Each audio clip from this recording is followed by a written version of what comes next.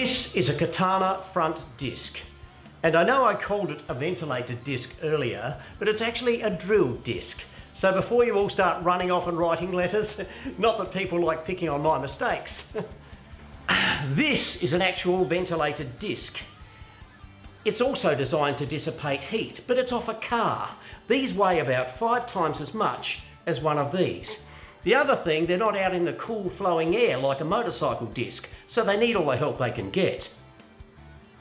Honda tried these on a couple of bikes back in the 80s. They even enclosed a few of the discs. The Honda MVX 252-stroke triple springs to mind. But since it was a hand grenade of the highest order, the brakes were the least of its worries. So, if you're looking at a used bike, remember, unless you're a speedway rider, brakes are fairly important. So let's go back to our trusty little GPX 600 and we'll give you some more tips on what to beware of. First, let's start with the rear brake.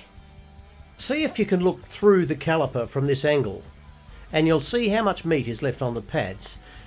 If they're dragging on the disc, the caliper may need attention.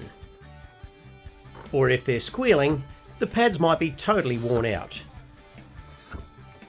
If the bike has a centre stand, you can fairly easily check the operation of the rear brake, and there shouldn't be too much pedal needed to get them to lock up.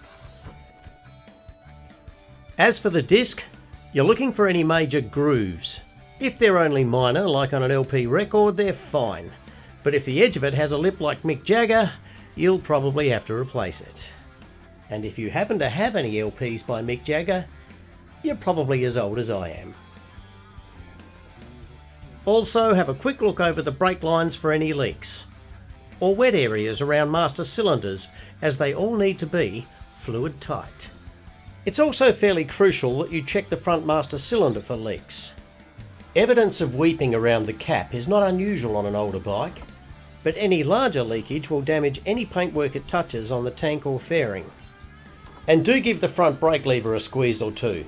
It should have a smooth action without coming all the way into the handlebar.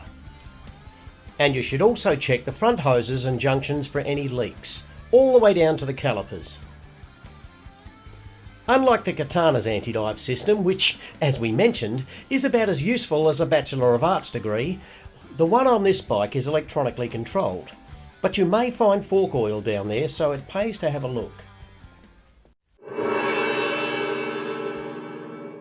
Just a couple of quick emails. Rodney writes in, I don't understand why you're always making fun of Mike. How ridiculous. You've seen him, why wouldn't I? Seriously though, Mike's a big boy. Trust me, he can take it. And he gives as good as he gets. We just can't air everything that Mike says because it's not always...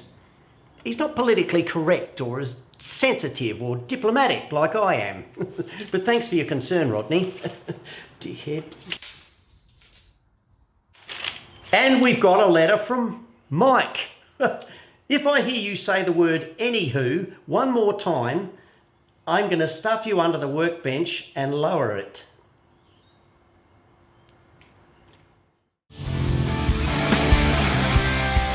Two Blokes and a Motorbike is brought to you by bikereview.com.au.